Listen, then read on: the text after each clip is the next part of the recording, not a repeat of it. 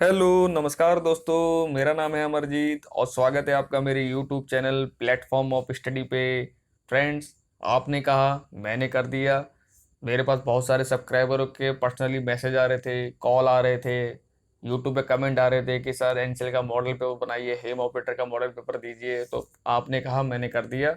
आज मैं आपके लिए एनसीएल का हेम ऑपरेटर का 100 क्वेश्चन का मॉडल पेपर लेके आया हूँ, जो कि पूर्णतः एग्जाम आधारित है। प्रीवियस ईयर के एग्जाम के आधार पर इसका डिफिकल्टी लेवल भी रखा है मैंने। जैसा प्रीवियस ईयर पेपर में डिफिकल्ट लेवल था वैसे ही मैंने इसको बनाया है। और इन 100 क्वेश्चनों में से आप कितने सही कर पा रहे हैं, अपना स्कोर आप कमेंट बॉक्स में जरूर करके बताइएगा। और वीडियो के बीच में आपको जरूर बताऊंगा कि अनरिजर्व के लिए, ओबीसी एससी के लिए कितने मॉडल पेपर के जो कट ऑफ है रखी है मैंने। अगर आपके कितने नंबर आ रहे हैं तो आप सेफ जोन में हैं, अगर इससे कम नंबर आ रहे हैं तो आपके लिए थोड़ी समस्या वाली बात है, थोड़ी पढ़ाई करनी पड़ेगी, आपको मेहनत करनी पड़ेगी। वो भी हो जाएगा, मेरे चैनल पे जुड़े रहेंगे तो जो भी अभी कमियां हैं सब दूर हो जाएंगी। तो ठीक है फ्रेंड्स, मेरे साथ साथ इन सवालों करते रहिएगा और इसको रियल एग्जाम की तरह दीजिएगा। ये नहीं कि 2 मिनट देखी, 3 मिनट देखी और छोड़ दिया। तो ये मॉडल पेपर है, इसको पूरा सॉल्व करिएगा तभी आपको फायदा मिलेगा। ये आपके फायदे के लिए है, इसमें मेरा कोई फायदा नहीं है। मैं तो आपके लिए मेहनत कर रहा हूँ। ठीक है, तो आप इसको पूरा देखिएगा और ईमानदारी से अपना स्कोर बताइए कि रियल में आपके कितने स्कोर आए हैं। ठीक है, तो चलिए मेरे साथ साथ सवाल सॉल्व कीजिए। सवाल की शुरुआत करते हैं। पहला क्वेश्चन है, आप कोयला मंत्रालय पेपर देने जा रहे हैं तो कोयला मंत्री के बारे में पता होना चाहिए। पहला क्वेश्चन है, निम्न में से कौन वर्तमान में भारतीय कोयला मंत्री हैं? ऑप्शन हैं प्रहलाद जोशी, हरदीप सिंह पुरी, प्रकाश जावड़ेकर, पीयूष गोयल। तो बताइए फ्रेंड्स, इसका राइट आंसर क्या होगा? इसका राइट आंसर होगा ऑप्शन नंबर है प्रहलाद जोशी। ठीक है, अगला क्वेश्चन है, वर्तमान में मध्य प्रदेश के मुख्यमंत्री कौन हैं? योगी आदित्यनाथ, त्रिवेंद्र सिंह रावत, मनोहर लाल खट्टर, शिवराज सिंह चौहान। तो फ्रेंड इसका राइट आंसर है Shivraj Singh Chouhan, option number D. Yogi Adityanath UP के हैं, त्रिवेंद्र सिंह रावत उत्तराखंड के हैं, मनोहर लाल खट्टर हरियाणा के हैं। अगला क्वेश्चन है, मैकमोहन रेखा किन के मध्य स्थित हैं? वो हैं भारत और नेपाल, भारत और पाकिस्तान, भारत और चीन, भारत और भूटान। ये दो बार टाइप हो गया। ठीक है, तो बताइए फ्रेंड, जो मैकमोहन रेखा किन दो देशों के मध्य है? तो इसका right answer option number C, Bharat और चीन। ठीक है, अगला क्वेश्चन है, क्षेत्रफल की दृष्टि से भारत का विश्व में स्थान है? First, fifth, second, seven. तो फ्रेंड इसका right answer option number D, seventh. क्षेत्रफल की दृष्टि से भारत का जो विश्व में स्थान है वो है सेवंथ नंबर का। अगला क्वेश्चन है, भारतीय रिजर्व बैंक के वर्तमान में गवर्नर कौन है? यानी RBI, reserve bank of India की स्थापना कब हुई थी? 1935 में। ये भी याद रखिएगा। सो फ्रेंड इसके जो वर्तमान गवर्नर हैं वो हैं Shaktikanta Das, option number D. ठीक है, याद रखिएगा। अगला क्वेश्चन है, पीवी सिंधु का संबंध किस खेल से है? बैडमिंटन, शतरंज, फुटबॉल, क्रिकेट। तो फ्रेंड्स का राइट आंसर है ऑप्शन नंबर है बैडमिंटन। ठीक है, अगला क्वेश्चन है, ये क्वेश्चन रीजनिंग का है। रीजनिंग क्वेश्चन भी आते हैं एनसीएल में, आपने देखे ही होंगे। तो यहाँ पे दे रखा है उत्तर प्रदेश रासलीला असम क्वेश्चन मार्क। तो यानी जो रासलीला जो लोक नृत्य है इसका संबंध उत्तर प्रदेश से है, सब जानते हैं। जो उत्तर प्रदेश के लोग हैं, उनको पता भी होगा। तो असम से कौन सा लोक नृत्य बिलोंग करता है? तो इसका राइट आंसर क्या हो जाएगा? ऑप्शन नंबर है बिहू, जो कि बहुत फेमस है। बिहू असम का बड़ा फेमस लोक नृत्य है और एक काफी एग्जाम में क्वेश्चन भी आया हुआ है ये। गरबा सबको पता है, गुजरात का है। घूमर राजस्थान का है। कथक उत्तर प्रदेश का है ये भी। अगला क्वेश्चन है, 2020 का राजीव गांधी खेल रत्न अवार्ड किस भारतीय क्रिकेट खिलाड़ी को दिया गया है? मोस्ट इंपॉर्टेंट ऑप्शन हैं रोहित शर्मा, सचिन तेंदुलकर, जसप्रीत बुमराह, सौरव गांगुली। तो फ्रेंड जो इस बार का जो राजीव गांधी खेल रत्न अवार्ड दिया गया है वो दिया गया है क्रिकेटर रोहित शर्मा को। और ये याद रखिएगा कि अब तक 4 क्रिकेटरों को, 4 भारतीय क्रिकेटरों को ये अवार्ड दिया जा चुका है। पहला सबसे पहले दिया गया था सचिन तेंदुलकर को, उसके बाद महेंद्र सिंह धोनी को, फिर 2018 में विराट कोहली को और 2020 में अब रोहित शर्मा को। ठीक है, तो 4 क्रिकेटरों को अब तक अवार्ड दिया जा चुका है, ये याद रखिएगा। अगला क्वेश्चन है, भारत के प्रथम उपराष्ट्रपति कौन थे? डॉक्टर राजेंद्र प्रसाद, एस राधाकृष्णन, गोपालचारी, या इनमें से कोई नहीं? तो सबको पता है जो उपराष्ट्रपति थे पहले कौन थे, डॉक्टर एस राधाकृष्णन। और इन्हीं के जन्म दिवस यानी 5 सितंबर को टीचर डे के रूप में मनाया जाता है। और राष्ट्रपति पहले कौन थे? वो थे राजेंद्र प्रसाद। अगला क्वेश्चन है, हैजा के कारण होता है? विषाणु यानी वायरस, बैक्टीरिया यानी बैक्टीरिया जीवाणु, कवक यानी फंगी, या इनमें से कोई नहीं। तो फ्रेंड हैजा का जो कारण होता है वो कौन सा होता है? इसका कारण होता है वो होता है बैक्टीरिया, ऑप्शन नंबर बी। अगला क्वेश्चन है, काजीरंगा नेशनल पार्क किस राज्य में स्थित है? बहुत इंपॉर्टेंट क्वेश्चन है फ्रेंड, काफी आता है एग्जाम में ये, और ये एक सिंग वाले गैंडे के लिए फेमस है, और ये स्थित है असम राज्य में, ऑप्शन नंबर डी। ठीक है, अगला क्वेश्चन है, उत्तराखंड उच्च न्यायालय कहाँ स्थित है? नैनीताल, हरिद्वार, देहरादून, पौड़ी गढ़वाल। तो फ्रेंड जो उत्तराखंड का हाई कोर्ट है ये नैनीताल में स्थित है, ऑप्शन नंबर ए नैनीताल। इसको झीलों की नगरी भी कहा जाता है। अगला क्वेश्चन है, एक विद्युत चालक में विद्युत आवेश के प्रवाह की दर को क्या कहते हैं? वैद्युत आवेश कहते हैं, वैद्युत धारा कहते हैं, विद्युत परिपथ कहते हैं, विद्युत सेल कहते हैं। तो फ्रेंड सबको पता है इलेक्ट्रॉन प्रवाह की दर को क्या कहा जाता है? धारा कहा जाता है। तो इसका राइट आंसर क्या हो जाएगा? ऑप्शन नंबर बी विद्युत धारा।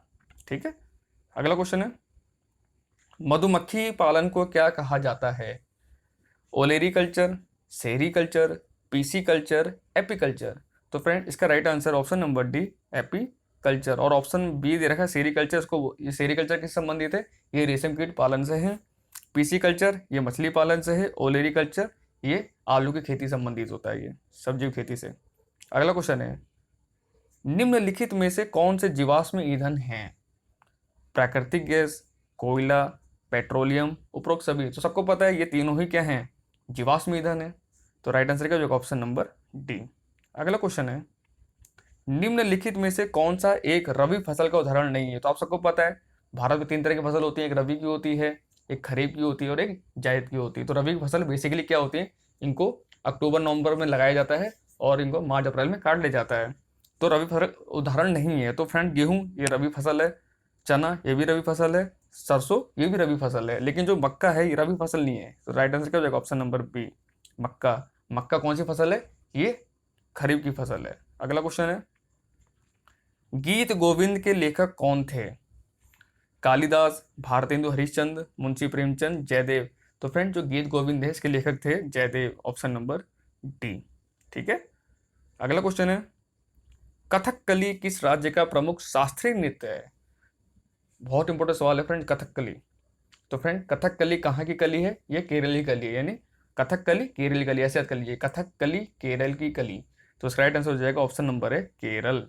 ठीक है, अगला क्वेश्चन है, किस अनुच्छेद के द्वारा 6 से 14 वर्ष तक के बच्चों के लिए शिक्षा का अधिकार मूल अधिकार माना गया है?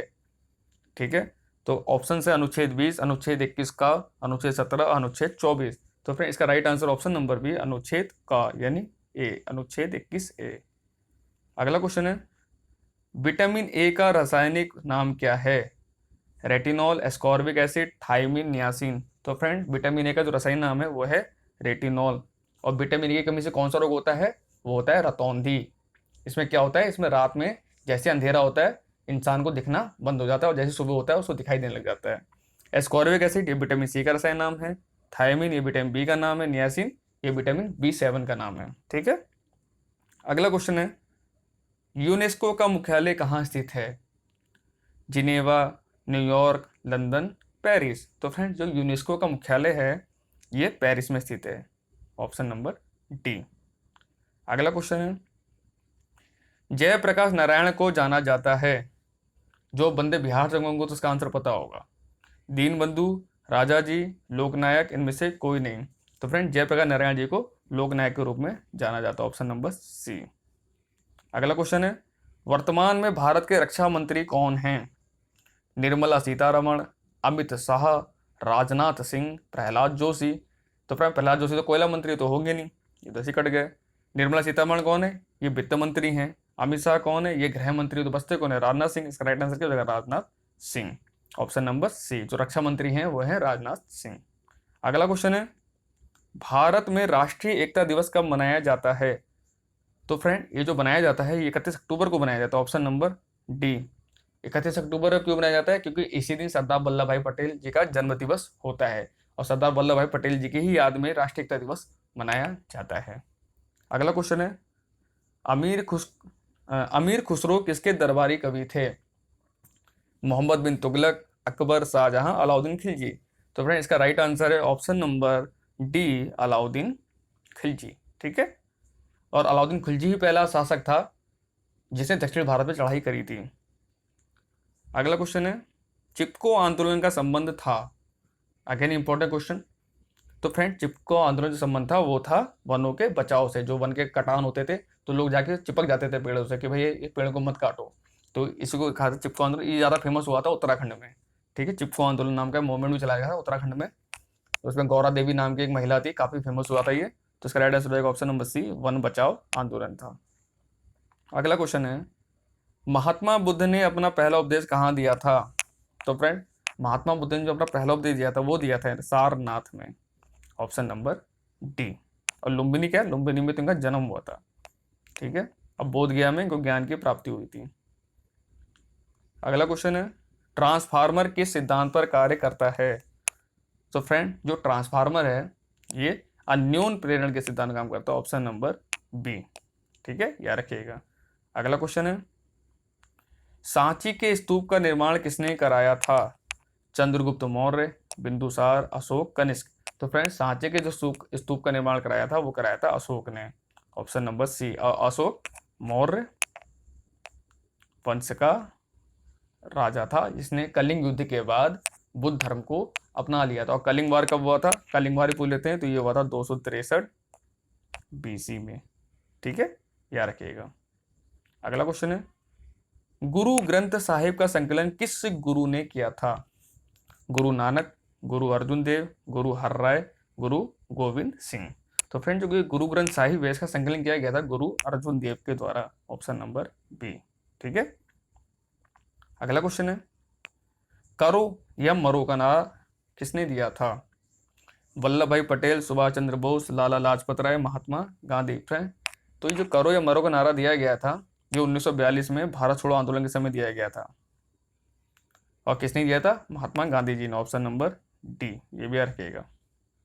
अगला क्वेश्चन है, उगते सूर्य का देश निम्न में से किसे कहा जाता है? Japan, Norway, Philippines, Thailand. तो फ्रेंड, इसका राइट आंसर ऑप्शन नंबर है जापान। और जापान की राजधानी क्या है? टोक्यो। और वहां पे कौन सी मुद्रा चलती है? येन मुद्रा चलती है, येन, येन। ठीक है, अगला क्वेश्चन है, भारत का सर्वोच्च पर्वत शिखर है? Kanchenjunga, mount Everest, Godwin Austen, Nanga Parbat. तो इसका right answer option number C, Godwin Austen. इसको केटू पर्वत भी कहते हैं। अगला क्वेश्चन है, नर्मदा नदी का उद्गम स्थल है, यानी नर्मदा नदी कहाँ से निकलती है? अमरकंटक, ब्रह्मगिरी पहाड़ियाँ, जान पावा पहाड़ी या विंध्याचल पहाड़ी। तो फ्रेंड, इसका आंसर तो आई थिंक सबको पता ही होगा। नर्मदा नदी जो निकलती है अमरकंटक से निकलती है, ऑप्शन नंबर ए। अगला क्वेश्चन है, नमक सत्याग्रह कब हुआ था? तो फ्रेंड, जो नमक सत्याग्रह हुआ था इसको सविनय अवज्ञा आंदोलन भी कहा जाता है। ये हुआ था 1930 में। ठीक है, जहाँ अगला क्वेश्चन है, और इस समय वायसराय कौन था? लॉर्ड इरविन था, जिसके बाद में गांधी इरविन समझौता भी हुआ था। वो कब हुआ था? 5 मार्च 1931 को। ठीक है, ये भी याद रखिएगा। अगला क्वेश्चन है मैथ का। तो क्वेश्चन है, एक ट्रेन की लंबाई 315 मीटर है। ठीक है, वह एक सिग्नल को 7 सेकंड में पार करती है। ठीक है, तो बताओ ट्रेन की चाल किलोमीटर प्रति घंटा में क्या है? ये इंपॉर्टेंट है, किलोमीटर पर घंटा में आंसर पूछा है। लेकिन जो इन्होंने हमको यूनिट दी है वो मीटर और सेकंड में दी है, नहीं हमारा जो आंसर आएगा वो मीटर पर सेकंड में हमारा आंसर आएगा। पहले वो तो ये दिमाग में रखिएगा, आंसर हमारा मीटर पर सेकंड में आना है। लेकिन हम उसको कन्वर्ट करेंगे, वो सिखाऊंगा कन्वर्ट कैसे किया जाता है। तो पहले सिंपल से एक फॉर्मूला होता है, सबको पता है, चाल बराबर क्या होता है? दूरी बट्टा समय, यानी स्पीड बराबर होता है डिस्टेंस अपॉन टाइम। ये सबको पता है। ठीक है, तो अब हम यहाँ रखते हैं, हमको स्पीड ही निकालनी है। तो स्पीड बराबर डिस्टेंस कितना दे रखा है? 315 मीटर, रख दिया। ठीक है, टाइम कितना ले रही है? 7 सेकंड ले रही है, रख दिया। तो हमारा कितना आ गया कट के? ये 7 चौक 28, सही है, 7 चौक 28, 3 35, यानी 7 पंजे 35, यानी हमारा जो आंसर आ रहा है वो 45 मीटर पर सेकंड आ रहा है। लेकिन ऑप्शन में देखो कहीं भी 45 मीटर पर सेकंड आंसर नहीं दिया हुआ है हमको। तो क्यों नहीं दिया हुआ है? क्योंकि जो आंसर है वो सब किलोमीटर पर घंटा में है, और हमारा जो आंसर आया वो मीटर पर सेकंड में है। तो कोई घबराने वाली बात नहीं है। इसके बाद हमें क्या करना है? एक स्टेप हमको और करना है और हमारा आंसर आ जाएगा। अब वो स्टेप क्या है अब बताता हूँ। तो हमारा आंसर आ रहा है 45 मीटर पर सेकंड।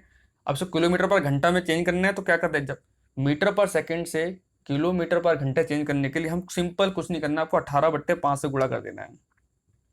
18 बट्टे 5 से।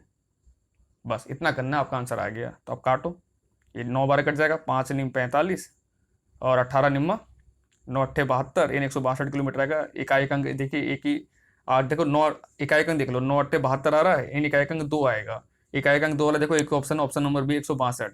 तो इसका आंसर क्या हो जाएगा? 162 किलोमीटर पर आवर। यही हमारा आंसर हो गया। अब आगे देखो हमारा आंसर, ठीक है, option number B.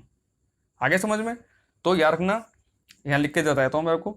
Kilometre metre पर सेकंड से अगर हमको किलोमीटर पर आवर में जाना है तो हम क्या करेंगे? सिंपल 18/5 से गुणा करेंगे।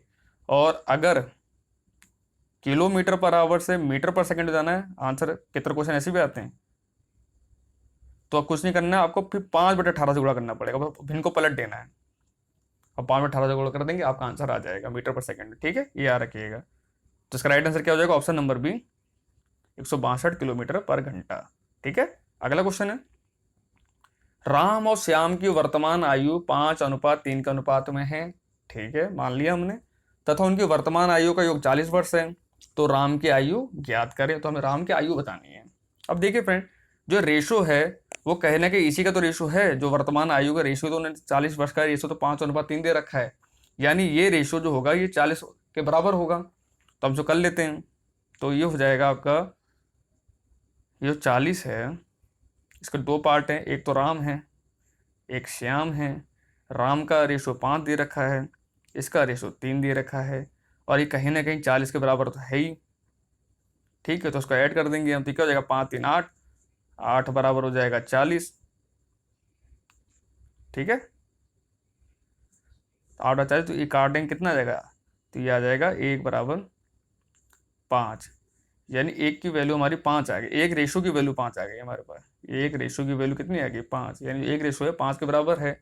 तो राम का रेशो कितना है? 5 है, तो हम उसको मल्टीप्लाई कर देंगे। तो 5 है तो 5 से मल्टीप्लाई कर देंगे, 5 × 5 कितना आ गया? 25। तो राम की आयु कितनी आ गई? 25 साल आ गई। अगर हमसे श्याम की पूछता तो हम 3 से मल्टीप्लाई करते, 5 या 15, और 15 25 से ऐड करेंगे कितना आएगा? 40 आएगा। यानी आंसर हमारा सही है, ये हमारा प्रूफ भी हो गया यहाँ पे। तो इसका राइट आंसर क्या हो जाएगा? ऑप्शन नंबर है 25 साल। तो राम की आयु कितनी है? 25 साल। आई होप आपको समझ में आ गया होगा। अगला क्वेश्चन है, 1,000 रुपए की राशि पर 5% ब्याज की दर से 3 साल का साधारण ब्याज ज्ञात कीजिए। ठीक है, साधारण ब्याज निकालना है हमको, सिंपल है। चक्रवृद्धि ब्याज पूछता हम वो भी निकाल लेते हैं, लेकिन साधारण ब्याज पूछा है। तो साधारण ब्याज का सिंपल सा फॉर्मूला होता है, क्या होता है? सिंपल इंटरेस्ट बराबर क्या होता है? मूलधन गुणा दर गुणा समय बट्टे 100। पी का मतलब है प्रिंसिपल, प्रिंसिपल माना होता है मूलधन, दर को बोलते हैं रेट इंग्लिश में, टी माने टाइम हो गया, बट्टे 100। बस हमको ये फॉर्मूला रख देना, हमारा आंसर आ जाएगा। तो क्या हो जाएगा? SI बराबर मूलधन कितना? 1,000 रुपये दे रखा है, 1,000 रुपये रख लिया हमने। ठीक है, रेट कितना दे रखा है? 5% रख लिया हमने। टाइम कितना दे रखा है? 3 साल रख लिया, बट्टे 100 कर दिया। अभी 2 जीरो तो ऐसे कट जाएंगे। 5 दिया 15, 15 शाम 150, यानी इसका आंसर क्या आएगा? ऑप्शन नंबर है 150 रुपये। तो 1,000 रुपये की राशि में 5% की ब्याज दर से 3 साल का ब्याज कितना हो गया? 150 रुपये हो गया। ठीक है, तो ये आंसर हो जाएगा हमारा ऑप्शन नंबर ए। सिंपल सवाल था। अगला क्वेश्चन है, अगला क्वेश्चन रीजनिंग का है। 0 1 4 9 16 टेस्ट, आगे क्या आएगा? अगली संख्या क्या होगी? तो अब इसमें लॉजिक देखना पड़ेगा कि लॉजिक चल क्या रहा है यहाँ पे। तो देखिए फ्रेंड, 0 से तो कुछ पता चल नहीं पाएगा, एक से हमको पता नहीं, लेकिन 4 9 16 से कुछ समझ में आ रहा है आपको? 4 2 का स्क्वायर होता है, 9 3 का स्क्वायर होता है, 16 4 का स्क्वायर होता है सर, और 1 का स्क्वायर 1 ही होता है, यानी यहाँ पे स्क्वायर किया गया है। बस अगली संख्या करते करते स्क्वायर कर दिया गया है। तो 0 का स्क्वायर करेंगे तो 0 ही आएगा, सबको पता है। 1 का स्क्वायर करेंगे तो 1 ही आएगा, सबको पता है। फिर अगली संख्या की 2, 2 का स्क्वायर किया 4 आ गया। ठीक है, उसी तरह 3 का स्क्वायर किया तो 9 आ गया, 4 का स्क्वायर किया तो 16 आ गया। तो अगली संख्या क्या होगी? 5 आएगी। तो 5 का स्क्वायर हम करेंगे, 5 का स्क्वायर करेंगे तो 25 आएगा, और यही हमारा क्या हो गया? आंसर हो गया। तो राइट आंसर क्या हो जाएगा? ऑप्शन नंबर है 25। ठीक है, बस अगली संख्या लेके हम इसका स्क्वायर करते रहना है सीरीज में, और कुछ नहीं करना है। तो राइट आंसर हो गया 25। ठीक है, अगला क्वेश्चन है, अगला क्वेश्चन रीजनिंग का ही है। इसमें अगली संख्या बतानी है, अब उससे लॉजिक ढूंढना पड़ेगा। संख्या क्या क्या दे रखी है, लिख लेते हैं पहले इनको। 9 7 33 और 65। ठीक है, अब गैप देखेंगे, गैप कितने का है, नहीं 17 है, सॉरी 17 है, 17 9 17 33 65। अब देखिए गैप कितने का है, यहाँ पे +8 का गैप हो रहा है, यहाँ देखें तो 3 13 3 16, तो यहाँ 16 गैप हो रहा है। और यहाँ देखिए 5 पे 3 गया 2, 6 में से 3 गया 3। अब देख रहे हैं क्या क्या चल रही है, यहाँ 8 का पहाड़ा चल रहा है इनके बीच में, 8 का 8 8 दूनी 16। देखो दुगना दुगना करते रहे, पहले 8 का गैप था, उसका दुगना 16, 16 दुगना 32, तो अगला क्या होगा 32 का दुगना क्या होता है 64, यानी 65 में हम 64 ऐड करेंगे, हमारा आंसर आ जाएगा। ठीक है, तो करते हैं। तो क्या था 65 है, अब अगला हमारा क्या आएगा 32 का दुगना क्या होता है 32 दूना 64, 64 हो जाएगा। तो जोड़ेंगे कितना आएगा 5 4 9 और 6 6 12, 129 आ रहा, ऑप्शन में 129 है कहीं पे है, देखो ऑप्शन नंबर डी दिया हुआ है 129। क्या होगा, यही हमारा आंसर हो गया। तो कुछ लॉजिक नहीं था, 9 से 17 के बीच में 8 का गैप था, 17 के 33 16 का गैप था, यानी 8 का दुगना 16, 33 के 65 के बीच में 32 का गैप था, यानी 16 दूना 32, तो अगला गैप क्या आएगा 32 दूना 64, 64 हमने 65 में ऐड करा तो हमारा 129 आंसर आ गया, ऑप्शन नंबर डी। ठीक है, ये देख लीजिए। ठीक है, अगला क्वेश्चन है, अगला क्वेश्चन भी रीजनिंग का ही है। OTEPUFQVG, तो अगली संख्या क्या आएगी। अब देखिए फ्रेंड, जो O का संबंध P से है और P का संबंध Q से है, तो वही अगली संख्या देखनी पड़ेगी। तो OPUF, तो क्यों O से P कितना दूर है, MNOPPQ सीरीज चल रहा है ये, तो OPQR, तो अगली संख्या यहाँ पे क्या आएगी, अगली संख्या पे आएगी R। अब आर वाला देखो ऑप्शन एक ही है हमारे पास, ऑप्शन नंबर है RWH। तो अब अगला, ये क्वेश्चन इतने सरल होते हैं, इसका मैंने ऑलरेडी रीजनिंग पढ़ा रखी है, मैंने जिन्होंने मेरे वो वीडियो देखी होगी तो उसमें मैंने कोडेड डिकोडिंग के काफ़ी सवाल मैंने कराए थे। और उसमें मैंने कराया था कि जब भी ऐसे सवाल आप करें तो ऑप्शन को भी देखते देखते चलें। कितने बार होता है कि आपका एक ही वर्ड से आपका आंसर मिल जाता है, या 2 3 वर्ड से ही आंसर मिल जाता है, पूरा सॉल्व की जरूरत ही नहीं होती है। ठीक है, फिर मैं आपको पूरा सॉल्व कर दिखा देता हूँ। फिर TSTUV, तो अगला आएगा W, फिर ऐसी EFG, अगला आएगा H, तो RWH इसका आंसर हो जाएगा। तो इसका राइट आंसर क्या हो जाएगा, ऑप्शन नंबर है RWH। ठीक है, वो समझ गए होगे मैंने कैसे करा। अगला क्वेश्चन है, अगला क्वेश्चन रीजनिंग का ही है। 4 से 12 5 साइड क्या होनी है, जो 4 से 12 कैसे बना पहले तो हमें ये देखना पड़ेगा। अगर हम यहाँ पे लॉजिक लगा 4 3 12 होता है तो 5 3 15 होना चाहिए, लेकिन 15 ऑप्शन कहीं दिया हुआ नहीं है, यानी ये लॉजिक्स में नहीं है। ठीक है, ये तो हमें समझ में आ गया कि 4 3 12 5 3 15, अगर 4 3 12 वाला ऑप्शन होता तो 5 या 15 वाला ऑप्शन भी होता, तो ये आंसर हमको नहीं दिया हुआ है, यानी इससे लॉजिक कुछ और है, सोचना पड़ेगा हमको, थोड़ा सा सोचना क्या पड़ेगा। अब हम 4 का स्क्वायर करके देखते हैं, 4 का स्क्वायर कितना होता है 16, और फिर यही संख्या घटा देते हैं तो हमारा आंसर आ रहा है 12, आ रहा है ना। लेकिन अब ये इसमें फॉलो होना चाहिए और वो ऑप्शन हमको मिलना चाहिए, अगर ये अगर रूल फॉलो कर रहा होगा तो। दूसरा 5 को करके देख लेते हैं, तो 5 का स्क्वायर क्या होता है सबको पता है 25, और 5 को घटा देते हैं तो कितना आएगा 20। अब 20 का ऑप्शन दिया हुआ है, देखो दिया हुआ ऑप्शन नंबर बी, आप देखिए ऑप्शन नंबर बी 20 दिया हुआ है, यानी राइट आंसर, यानी जो लॉजिक लगाया हमारा लॉजिक सही था। बस लॉजिक पकड़ना होता है इसमें, अगर एक बार लॉजिक पकड़ लिया उसके लिए चाहिए प्रैक्टिस। आप जितनी सॉल्व प्रैक्टिस करेंगे आप देखते ही बता देंगे इसका आंसर ये होगा। तो फिलहाल इस क्वेश्चन का राइट आंसर क्या हो जाएगा, ऑप्शन नंबर बी 20।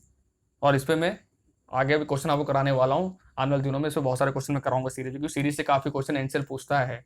ठीक है, सीरीज हो गए, कोडिंग डिकोडिंग हो गई, इनसे सवाल पूछता है एनसीआर, तो ये टॉपिक तो आपके मुझे कवर कराने हैं हर हालत में।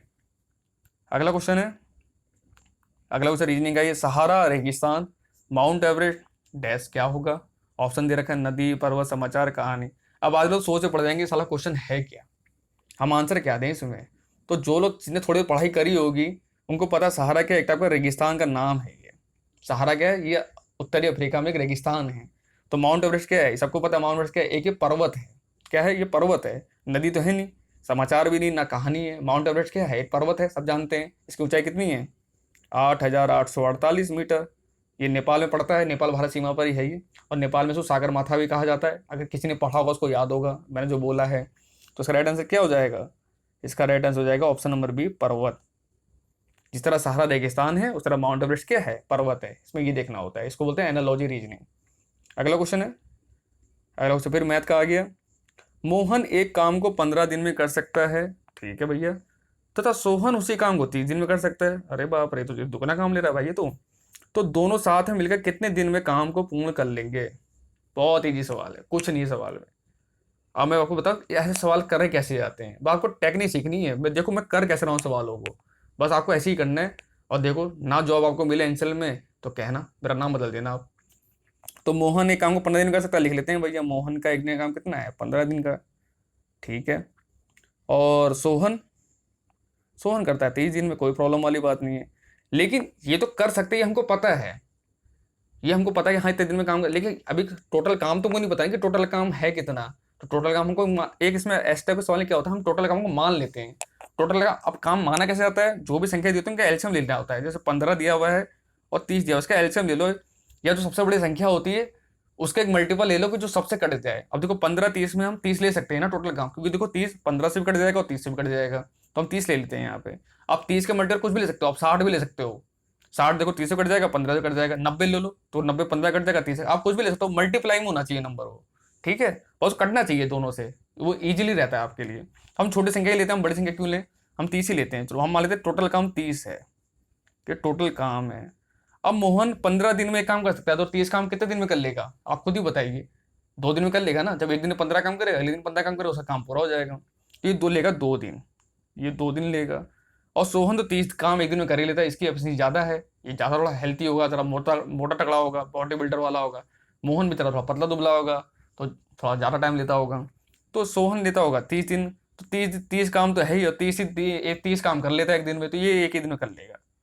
तो मोहन को कितने दिन लगे, 2 दिन, सोहन को कितने लगे, 3 दिन।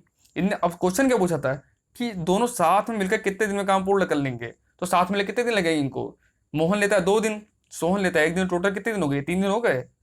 और 3, टोटल काम कितना था, 30 काम था, तो 3 से हम भाग दे देंगे। हम टोटल काम को अगर वर्क से हम भाग दे देंगे तो हमारे दिन निकल आएंगे हमारे, सिंपल सा आंसर है, तो सिंपल फंडा है, रोजमर्रा जिंदगी आप करते भी रहते हैं।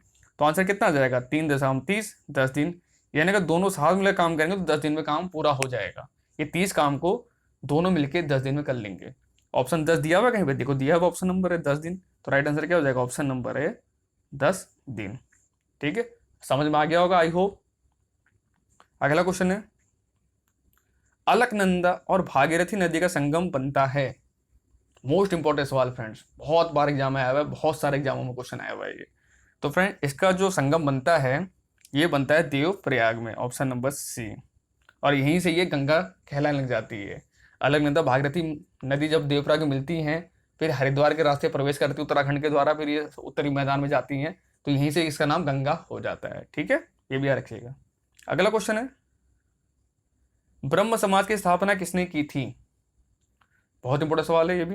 तो फ्रेंड सबको पता भी होगा, ब्रह्म समाज की स्थापना किसने की थी राजा राम मोहन राय जी ने, जिन्हें आधुनिक भारत का पुनर्जागरण का पिता भी कहा जाता है।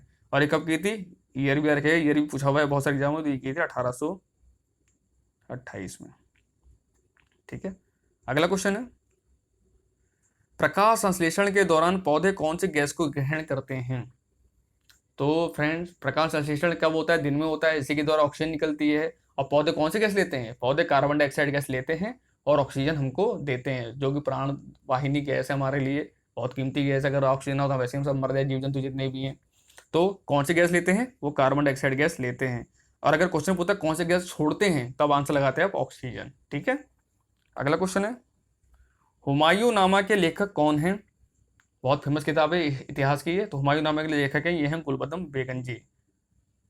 ठीक है, अगला क्वेश्चन है, सूर्य से आने वाली घातक पराबैंगनी किरणों को अवशोषित करती है। तो बहुत ये क्वेश्चन तो मैं कितना जीके सेक्शन में कराया भी है, ये सबको याद भी होगा, याद हो भी गया होगा। तो ये अल्ट्रावायलेट किरणों कौन रुकता है, वो रुकती है ओजोन परत, सबको पता है। तो साइड से क्या हो जाएगा, ओजोन परत, ऑप्शन नंबर डी। अगला क्वेश्चन है, भारत का पीटर्सबर्ग किसे कहा जाता है। तो फ्रेंड जो भारत का पीटर्सबर्ग है ये जमशेदपुर को कहा जाता है, ऑप्शन नंबर डी। ठीक है, और जमशेदपुर के स्वाद नगरी के नाम से भी जाना जाता है, ये भी याद रखना। अगला क्वेश्चन है, भारतीय संविधान सभा की प्रारूप समिति के अध्यक्ष कौन थे। ये बहुत मेन समिति थी, इसको इंग्लिश में बोलते हैं ड्राफ्टिंग कमेटी, और इसी ने ही पूरा संविधान बनाया था, लिखा था। और इसके अध्यक्ष कौन थे, इसके अध्यक्ष थे डॉक्टर बी आर अम्बेडकर, यानी भीमराव अम्बेडकर जी। ठीक है, अगला क्वेश्चन है, कोई विधेयक धन विधेयक है या नहीं, इसका निर्णय कौन करता है। तो लोकसभा अध्यक्ष, राष्ट्रपति, प्रधानमंत्री, वित्त मंत्री। तो फ्रेंड इसका जो निर्णय करता है वो करता है लोकसभा अध्यक्ष, कि कोई विधेयक धन विधेयक है या नहीं। ठीक है, अगला क्वेश्चन है, सीएनजी का पूर्ण रूप क्या है। Constant natural gas, compressed natural gas, common natural gas, central natural gas. तो फ्रेंड जो सीएनजी होती है ये होती है compressed natural gas, option number B. ठीक है, याद रखिएगा। अगला क्वेश्चन है, सिंधु घाटी स्थल राखी गढ़ी वर्तमान में किस राज्य में स्थित है? राजस्थान, महाराष्ट्र, हरियाणा, उत्तर प्रदेश। तो फ्रेंड जो राखी गढ़ी है ये वर्तमान में हरियाणा स्टेट में पड़ता है ये, ऑप्शन नंबर सी। और एक है कालीबंगा, कालीबंगा बड़ा फेमस है। कालीबंगा कहाँ पर है? ये पड़ता है राजस्थान में। और एक है लोथल, जिसको सिंधु घाटी सभ्यता का बंदरगाह कहा जाता था, ये पड़ता है आपका गुजरात में। अगला क्वेश्चन है, भारत के राष्ट्रगान के रचनाकार कौन है? जन गण मन अधिनायक जय जो राष्ट्रगान है उसका जो सबको पता होगा, सब छोटे छोटे बच्चों को पता है इसका आंसर, तो इसका आंसर है रविन्द्रनाथ टैगोर। अगला क्वेश्चन है, मैथ का क्वेश्चन फिर आ गया। यदि a अनुपात b बराबर 3:4 और b अनुपात c 4:7 तो a b c का मान बताओ। तो सिंपल सवाल है, कोई ज़्यादा हार्ड सवाल नहीं है ये। तो दे रखा है हमको 3:4 a और b का मान दे रखा है, ठीक है। a अनुपात b दे रखा है 3:4 और b अनुपात c कितना दे रखा है 4:c, तो यानी सी होगा। तो फ्रेंड अब देखिए यहाँ पे जगह खाली, अभी जगह खाली जगह क्या करेंगे, कुछ नहीं करना होता है। जो संख्या होती है उसको इधर शिफ्ट कर दो, ये इधर का जो जमीन है ये घेर लेगा, यानी जमीन घेर लेते हैं लोग, पड़ोसी लोग, तो ये पड़ोसी है, इसने जमीन घेर ली यहाँ की, यहाँ की जमीन ये घेर लेगा। अब कुछ नहीं करना है, अब आपको सीधे मल्टीप्लाई करनी है। 4×3 = 12, 4×4 = 16, ठीक है, 7×4 = 28। तो a अनुपात b अनुपात c की वैल्यू आ रही है 12, 16, 28। लेकिन देखिए 12, 16, 28 ऑप्शन हमको नहीं दिया हुआ है, कोई बात नहीं, घबराने की कोई बात ही नहीं है। देख लेते हैं जरा इसको, 12, 16, 28 आया ना हमारा। a b c की वैल्यू थी 12, 16, 28। अब कोई संख्या है जिससे तीनों संख्या कट जाएगा, कोई कॉमन नंबर 4 से कट जाएगा ना, तो 4 से कट जाएगा। 4×3 = 12, 4×4 = 16, 4×7 = 28, 3, 4, 7 आंसर है। 3, 4, 7 देखो दिया हुआ ऑप्शन नंबर ए में 3, 4, 7, तो ये इसका आंसर हो गया। अनुपात क्या है, सरलरूपी तो होता है, तो 3, 4, 7 क्या हो गया, इसका आंसर हो गया। तो ए अनुपात बी अनुपात सी की वैल्यू हो गई 3, 4, 7, ऑप्शन नंबर ए। ठीक है, आगे समझ में। अगला क्वेश्चन है, 1500 का 75% का मान बताओ। अब आप कह रहे हो बड़े इजी सवाल करा रहे हैं सर, ये तो बच्चों वाले सवाल हैं। अब भैया एंसेल हेम ऑपरेटर जब लेवल ही यही है तो उसी लेवल का क्वेश्चन तो कराऊंगा। अभी ऐसा तो है नहीं कि मैं आपको एसएससी लेवल की तैयारी करा दूं, सीजीएल के लेवल की तैयारी या यूपीएससी की तैयारी करा दूं। मैं भाई जैसा पेपर लेवल हो उसी लेवल का पेपर कराऊंगा मैं आपको, इसलिए इस पेपर कट ऑफ ज़्यादा जाती है, यही रीजन है। और अभी आपको बताऊंगा भी कि इस मॉडल पेपर की कट ऑफ कितनी है। अगर आपने वो कट ऑफ को पार किया है तभी आप सही मानना अपने आप को, नहीं तो समझ लो आपकी कहानी गड़बड़ है और कोई जॉब आपकी चुरा लेगा कोई जना और। तो अब चलो सवाल पे ध्यान देते हैं, बातें तो होती रहेंगी। तो 1500 को 75% का मान बताना कुछ नहीं है, सिंपल सा होता है। 1500 लिख लिया हमने, 75% बट्टे 100 कर दिया, परसेंट 100, 2 0 2 काट दिए, 15×5 = 75, 7 लगा, 15×7 = 15×5 = 15×7 = 105, 105, 105 में 7 जोड़ो कितना हो जाएगा 112। तो right answer 1125, option number C. तो सबको आता होगा, परसेंट निकालना। दो अगला क्वेश्चन है, निम्न में से कौन मेघालय की राजधानी है? शिलोंग, दिसपुर, आइजोल, इम्फाल। तो फ्रेंड जो मेघालय की राजधानी है वो है शिलोंग, ऑप्शन नंबर ए। दिसपुर किसकी है? ये असम की है। आइजोल मिजोरम की है। इम्फाल मणिपुर की है, ये भी याद रखिएगा। अगला क्वेश्चन है, निम्न में से कौन सा विटामिन पानी में घुलनशील है? विटामिन ए, बी, के, सी। तो फ्रेंड्स याद रखना, विटामिन 2 टाइप के होते हैं, एक होते हैं जल में घुलनशील, एक होते हैं वसा में घुलनशील। तो यार जल में घुलनशील ज़्यादा पूछता है, तो जल में घुलनशील 2 ही विटामिन है, याद कर लेना, बी एंड सी। तो ऑप्शन सी दिया हुआ देखो, तो ऑप्शन डी है, ऑप्शन नंबर डी। बी और सी हैं जो खाली जल में घुल सकते हैं, बाकी जो ए, डी, ई, के ये जो 4 विटामिन है ये वसा में घुलनशील होते हैं। अगला क्वेश्चन है, भारत का उपग्रह छोड़ने का आधार श्रीहरिकोटा कहाँ स्थित है? न्यूज में बहुत बार देखते होंगे श्रीहरिकोटा से PSLV C-45 छोड़ा गया, चंद्रयान छोड़ा गया। तो श्रीहरिकोटा है कहाँ पर, किस राज्य में है? तो फ्रेंड्स का राइट आंसर है ऑप्शन नंबर है आंध्र प्रदेश। अगला क्वेश्चन है, नीलगिरी पर्वतमाला किस राज्य में स्थित है? तो फ्रेंड इसका राइट आंसर है option number D, Tamil Nadu. Tamil Nadu राजधानी क्या है? चेन्नई। चेन्नई एक्सप्रेस देखी होगी मूवी आपने। अब हिंदी क्वेश्चन आ गया, इधर कुआं उधर खाई, ये मुहावरा इसका अर्थ क्या होता है? बोलते नहीं बहुत से लोग, यार इधर कुआं उधर खाई क्या करूं मैं। तो ऑप्शन दे लेते हैं इसको, ऑप्शन क्या क्या दे रखे हैं, परिश्रम अधिक लाभ कम, देखने में सज्जन हृदय से कपटी, दोनों ओर संकट का होना, स्वयं ही मुसीबत खड़ी कर, स्वयं ही मुसीबत खड़ी कर दो। तो फ्रेंड्स सबको पता है इधर भी मुसीबत उधर ही इधर को उधर खाएगा, मतलब क्या होता है, नहीं संकट दोनों तरफ है, इधर भी संकट है उधर भी संकट है, तो बोल देते हैं इधर कुआं उधर खाई। भाई जहां भी जाओ गिरना ही है, मरना ही है। तो राइट आंसर क्या होगा, ऑप्शन नंबर सी, दोनों ओर संकट का होना। अगला क्वेश्चन है, सेब पेड़ से गिरा, वाक्य में से किस कारक की विभक्ति है। तो कारक आपने पढ़े होंगे सब, 10वीं पास वाले सब, तो 10वीं पास तो है ही जिन्होंने फॉर्म भरा है, तो अभी तो कक्षा 7 8 भी पढ़ा देते हैं कारक वगैरह क्या होते हैं। तो सेब पेड़ से गिरा, चलो मैं इसकी ट्रिक बता देता हूँ आपको। इसका राइट आंसर है अपादान कारक। अब अपादान कारक कैसे है यार, जब भी कोई चीज किसी से अलग होती है या कहीं बिछड़ाव होता है, कहीं जुदाई होती है, तो उसको क्या बोलते हैं, वहीं पर अपादान कारक होता है। अब देखो सेब पेड़ से गिरा, यानी पेड़ से सेब अलग हुआ है ना, बिछड़ गया सेब वहां से, अब दोबारा तो पेड़ पर जा नहीं पाएगा, वो लोग खा लेंगे उसको, तो इसलिए वहां पर आंसर हो जाएगा अपादान कारक। और जहां का मिलन होता है तो वहां पे होता है आपका अधिकरण कारक, ये भी याद रखना। अगला क्वेश्चन है, आंसू का बहुवचन क्या होगा। आंसू का ऑप्शन से आंसुओं, आंसू, बहुत आंसू, आंसुए। तो फ्रेंड यार ना, आंसू का बहुवचन आंसू ही होता है। आंसू को चाहे एक वचन में लो चाहे बहुवचन में लो, इसका मीनिंग एक ही होता है। तो इसका राइट आंसर होगा ऑप्शन नंबर बी, आंसू। बहुत से लोग आंसर लगा देंगे बहुत आंसू या आंसू ही लगा देंगे, ज़्यादा दिमाग लगा लेते हैं लोग। अगला क्वेश्चन है, भाषा की सबसे छोटी इकाई है शब्द, व्यंजन, सोहर, वर्ण। तो फ्रेंड जो भाषा की सबसे छोटी इकाई होती है वो होता है वर्ण, ऑप्शन नंबर डी। अगला क्वेश्चन है, जल का पर्यायवाची नहीं है। क्वेश्चन ध्यान से पढ़ना, नहीं है इसने पूछा है। नीर ये तो है, पानी तो है ही, तोय भी है, पंकज नहीं है। इसका राइट आंसर है पंकज। पंकज किसका पर्यायवाची है, ये कमल का पर्यायवाची होता है पंकज, ठीक है ना। अगला क्वेश्चन है, हिंदी भाषा में कुल कितने व्यंजन हैं। 33, 34, 35, 11। तो फ्रेंड्स हिंदी भाषा में जो टोटल कॉन्सोनेंट होते हैं वो 33 होते हैं, ऑप्शन नंबर ए। अगला क्वेश्चन है, देवधर ट्रॉफी का संबंध किस खेल से है। Cricket, football, table tennis, badminton. तो फ्रेंड जो देवधर ट्रॉफी है काफ़ी फेमस ट्रॉफी है ये, और ये क्रिकेट से संबंधित है, ऑप्शन नंबर ए। अगला क्वेश्चन है, अगला फुटबॉल विश्व कप, अगला फुटबॉल विश्व कप कब होगा, वो होगा 2022 में। इससे लास्ट वाला कब हुआ था, 2018 में। कहाँ पे हुआ था 2018 का, ये हुआ था रूस में, ठीक है। तो 2022 वाला कहाँ पे होगा, ये होगा कतर में, ऑप्शन नंबर डी। और रूस में जो हुआ था फुटबॉल, उसमें कौन जीती थी, कौन सी टीम जीती थी, वो जीती थी फ्रांस। किसको हराया था, क्रोएशिया को हराया था। और अब तक सबसे ज़्यादा जो फुटबॉल टीम जीती है वो जीती है ब्राज़ील की टीम। ये भी रखना, ब्राज़ील सबसे ज़्यादा बार जीता है, 5 बार फीफा विश्व कप, ये भी रखना, ठीक है। क्वेश्चन में आया हुआ है। अगला क्वेश्चन है, आईपीएल 2020 का आयोजन किस देश में किया जाएगा। सबका फेवरेट आईपीएल, सब देखते हैं, मुझे पता है, मैं भी देखता हूँ।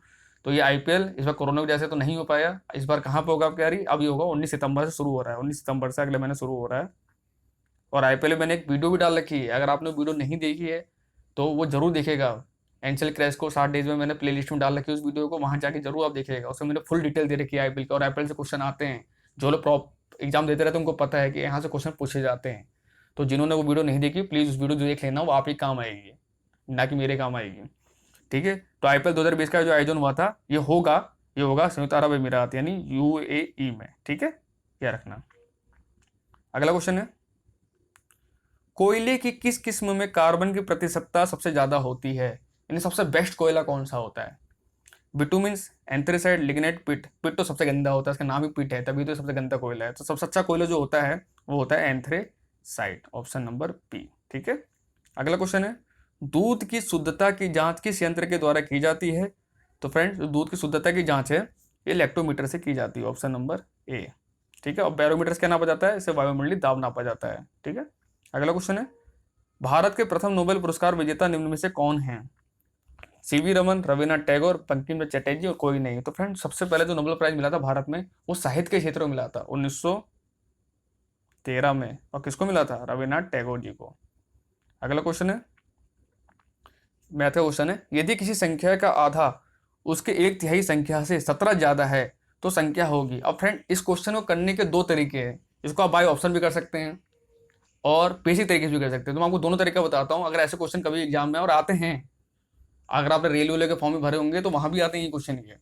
तो पहले तो मैं आपको बेसिक तरीका बताता हूँ कि आप बेसिक तरीके से करेंगे, अगर आपको ऑप्शन से करने नहीं आता है तो सिंपल जस्ट सवाल कहना उसको बस वैसे ही फॉलो करते चले जाना। अब वो संख्या आपको नहीं पता है ना, आप उस संख्या को एक्स मान लो, पहले तो वो संख्या मान लेते हैं हम एक्स है, लिख लिया हमने, कोई फायदा नहीं, मानने में कोई बुराई नहीं है। अब क्या कह रहा है, यदि किसी संख्या का आधा, यानी संख्या कौन सी एक्स है, इसका आधा यानी क्या हो जाएगा बट्टे 2, उसके एक तिहाई संख्या से 17 ज्यादा है, यानी इसी का एक्स का एक तिहाई कितना होगा, एक्स बट्टे 3, और 17 ज्यादा है तो 17, ये 17 बराबर हमने कर दिया बस। यानी इसी का अंतर तो 17 है, ये तो अंतर है 17 यहाँ पे। अब कुछ नहीं है, अब यहाँ पे एलसीएम ले लो, यहाँ पे एलसीएम कितना का 6, तो 2 3 6, 3x हो जाएगा, ऊपर बड़ा हो जाएगी, यहाँ का 3 दूनी 6, 2x हो जाएगा, बराबर 17 है ये हमारे पास। ठीक है, तो ये कटना हो जाएगा, 3x 2x जाएगा, कितना बचेगा, x बचेगा, नीचे 6 है ही, अब बराबर 17 का है ही। अब इसको आगे सॉल्व करते हैं, रुकिए पन्ना भर गया पूरा। तो हमारा क्या आया, एक्स बट्टे 6 बराबर 17 आ गया था। अब 6 इधर चल जाएगा, गुणा जब हो जाएगा, तो एक्स बराबर कितना हो जाएगा, 17 संख्या कितना होता है, 6 7 42, एक अंक 2 आना चाहिए, तो 6 7 42 का 2, हाथ से लगा 4, 6 कम 6 6 4 10, 102 आंसर आ रहा है। आंसर तो 102 है, देखो option number C, option number C इसका आंसर हो जाएगा। अब इसको अगर बाय ऑप्शन करते तो कैसे करते, ये तो बेसिक तरीका था, वो लंबा तरीका था। अब मान लो 102 इसका आंसर, हम 102 को ही ले लेते हैं हम।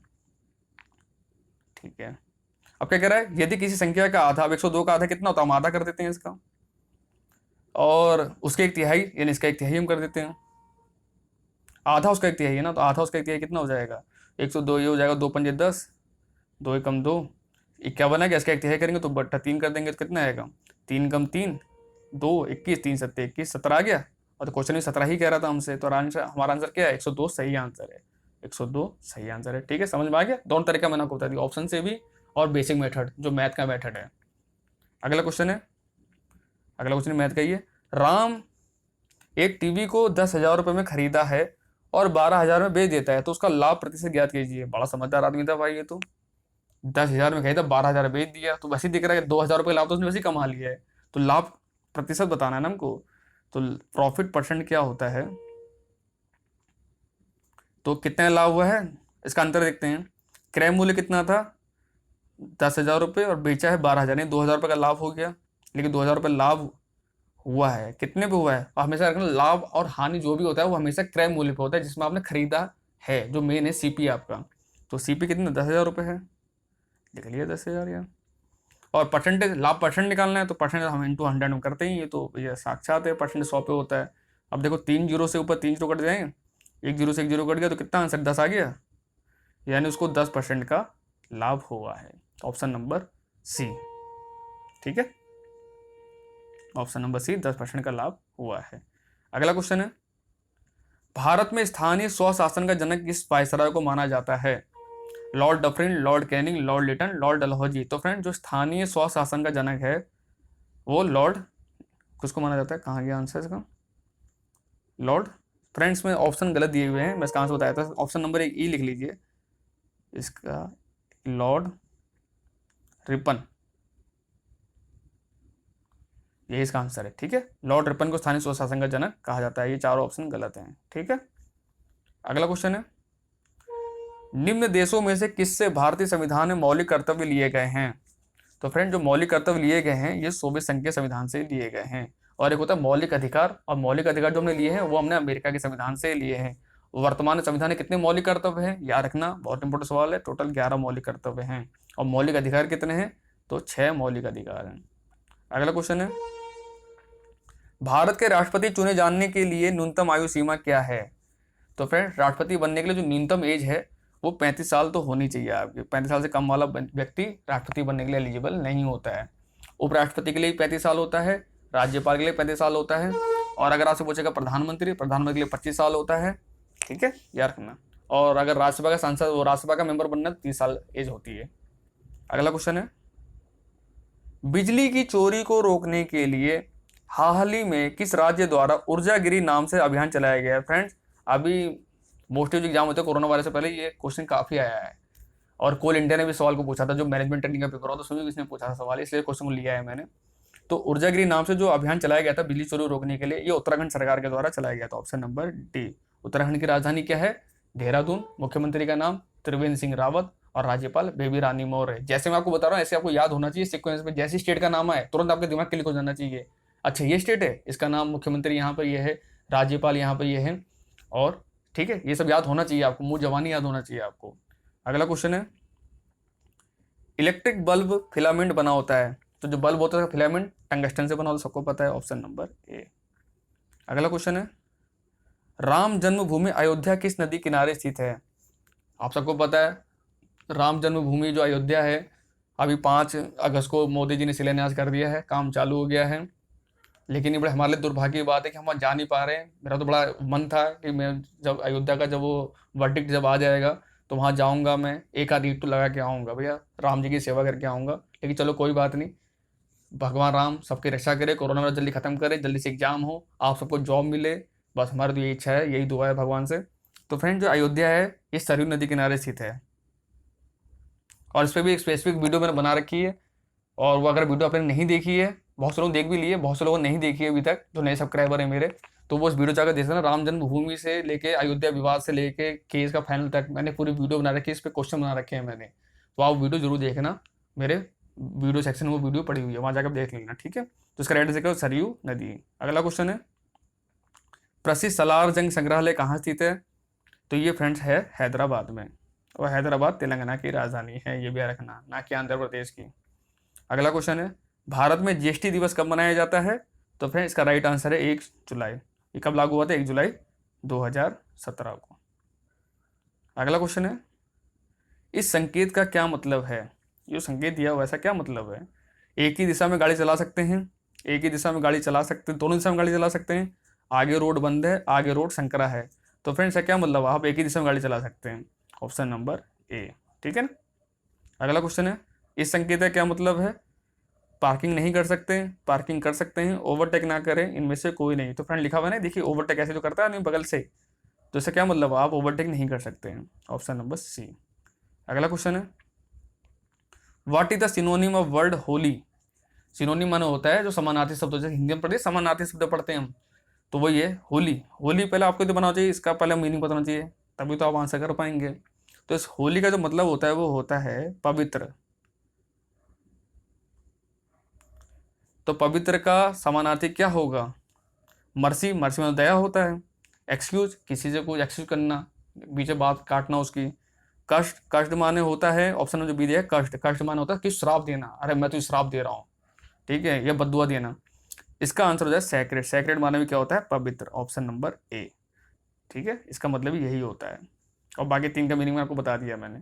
अगला क्वेश्चन है, ये इसका, इसमें आपको बताना है इसका मतलब क्या है। जैसे हिंदी में नहीं तो एक शब्द बताना, तो one who can speaks man language is called, मतलब इसका मतलब ये हुआ कि एक व्यक्ति जो बहुत सारी भाषाएं बोल सकता है, उसके लिए एक शब्द क्या होगा? जैसे जो हवाई जहाज उड़ाते हैं उसको हम क्या बोलते हैं? पायलट बोलते हैं।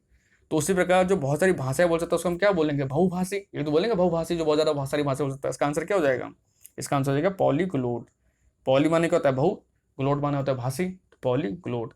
और ऑप्शन में बी देखा एथीस्ट, एथीस्ट माने क्या होता है? नास्तिक, जो भगवान पे आस्था नहीं रखता, उसको बोलते हैं हम एथीस्ट।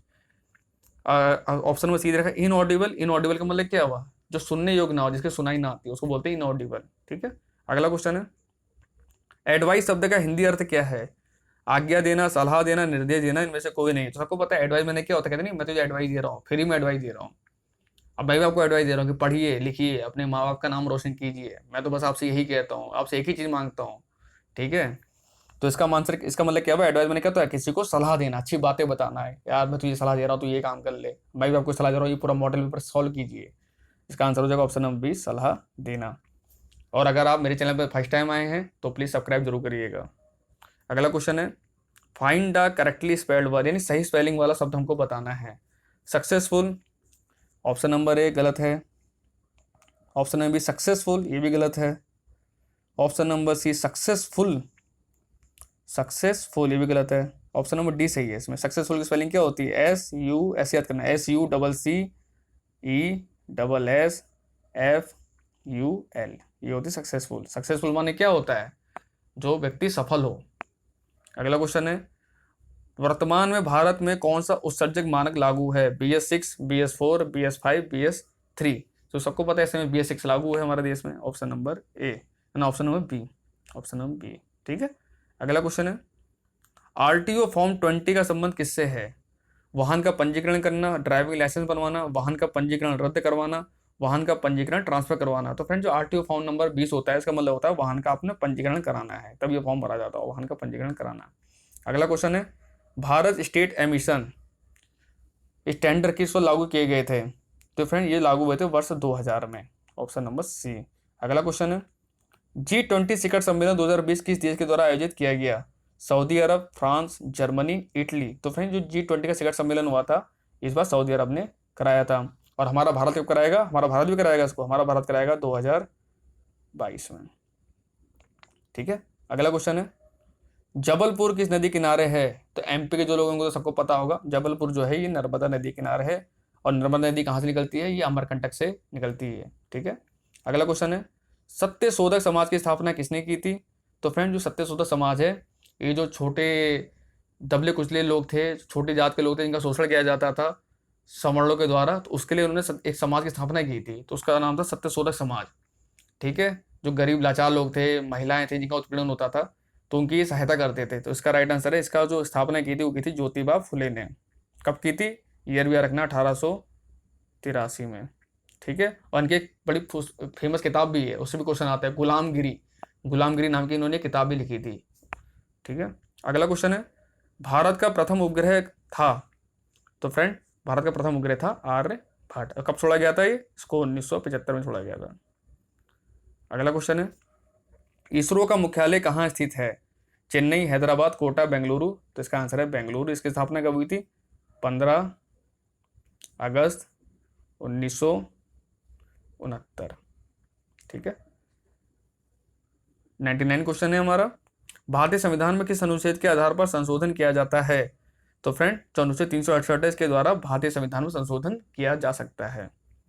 और लास्ट क्वेश्चन है मेरा इस वीडियो का फ्रेंड्स। आई होप आपको मॉडल पेपर बहुत अच्छा लगा होगा। अगर अच्छा लगा हो प्लीज़ इसको पूरा करें, बताएं कमेंट बॉक्स में कैसा आपको लगा, डिफिकल्टी लेवल कैसा था। अपने दोस्तों से शेयर भी जरूर करें और अपना स्कोर जरूर कमेंट बॉक्स में बताएं ईमानदारी से कि आपने रियल में इस टेस्ट में कितना स्कोर किया। ठीक है। और मैं अभी आपको बताता हूँ इस क्वेश्चन का आंसर देने के बाद कि इसमें कट ऑफ मैंने कितनी रखी है। अगर आपके इतने नंबर आ रहे हैं तो आप सेफ हैं कैटेगरी वाइज।